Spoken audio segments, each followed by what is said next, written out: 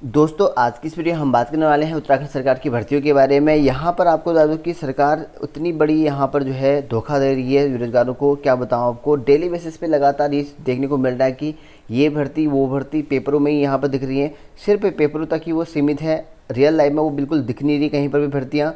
और उत्तराखंड में सबसे ज़्यादा यहाँ पर पोस्ट खाली है हर विभागों में। आप लोग जानते हैं लगभग जो है 54-55 हज़ार जो है पोस्ट यहाँ पर खाली है हर एक विभाग में। और लगभग जो है काफ़ी ज़्यादा रिटायरमेंट भी हो चुके हैं, काफ़ी ज़्यादा पोस्ट यहाँ पर खाली भी हैं, नौकरियों की काफ़ी ज़्यादा ज़रूरत भी है। और वैसे ही आप लोग देख रहे हैं कि बेरोजगारों की संख्या यहाँ पर दिन पर दिन बढ़ रही है और कोरोना की वजह से और ज़्यादा यहाँ पर बढ़ चुकी है। और लगभग जो है राज्य में काफ़ी ज़्यादा बेरोजगारों की संख्या यहाँ पर बढ़ी हुई है अभी। और वैसे मैं आपको बता दूं कि उत्तराखंड सरकार नौकरी के नाम पे बार बार युवाओं को यहाँ पर ठग रही है। और आप बताऊं कि यहाँ पर सरकार जो है किस तरह से यहाँ पर भर्तियां कर रही है और किस तरह से यहाँ पर कह रही है कि हमने यहाँ पर 7 लाख रोजगार दे दिए।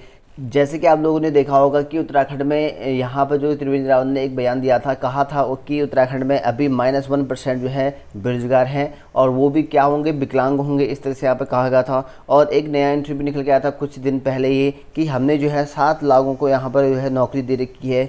अब वो 7 लाख नौकरियाँ कहाँ दे रखी हैं, क्या दे रखी हैं, अगर आरटीआई फाइल करें तो उस पर जो है 7 नौकरियां भी नहीं निकलेंगी। कहाँ तो 7 लाख की बात कर रहे हैं मुख्यमंत्री।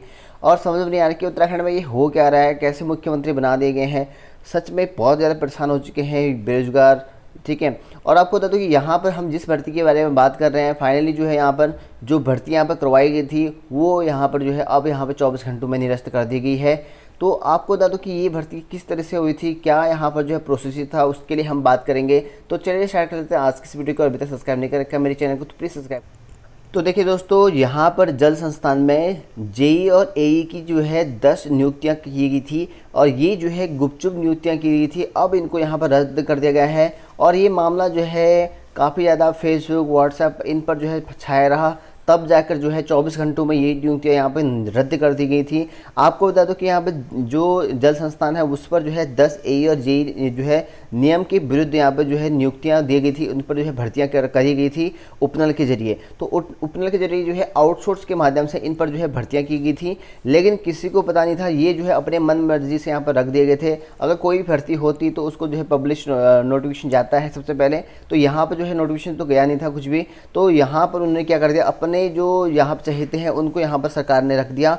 अब जो है यहाँ पर 24 घंटे के भीतर उस चीज़ को यहाँ पर निरस्त कर दिया गया है। तो यहाँ पर जो उपनल के एमडी ब्रिगेडियर, ठीक है, पीपीएस आह्वान है, उनकी यहाँ पर है नियुक्ति आदेश उन्होंने यहाँ पे निरस्त कर दिए गए हैं। और उन्होंने कहा है कि जल संस्थान ने मुख्य सचिव के आदेश का जो है हवाला देकर इंजीनियरों की यहाँ पर पुनर्बहाली को जो है लिखा था। तो यहाँ पर जो मुख्य सचिव है उन्होंने यहाँ पर आदेश दिया था और उसी वजह से यहाँ पर कहा गया था। ये मामला आप लोग देख सकते हैं क्या मामला था।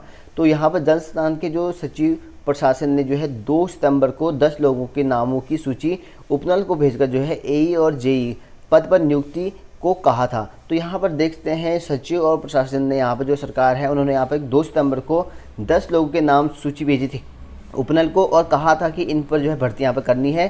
साथ ही उन्होंने यहाँ पर कहा है अकारण हटाई गई जो उपनल कर्मचारी हैं उनको 1 महीने में दोबारा से यहाँ पर बहाल करने के संबंधी जो है मुख्य सचिव का आदेश भी भेजा था। तो यहाँ पर जो लोग हटाए गए थे उपनल से उनको जो है फिर से रखने के लिए यहाँ पर एक नोटिफिकेशन भी किया था, ऐसा यहाँ पे कहा गया है।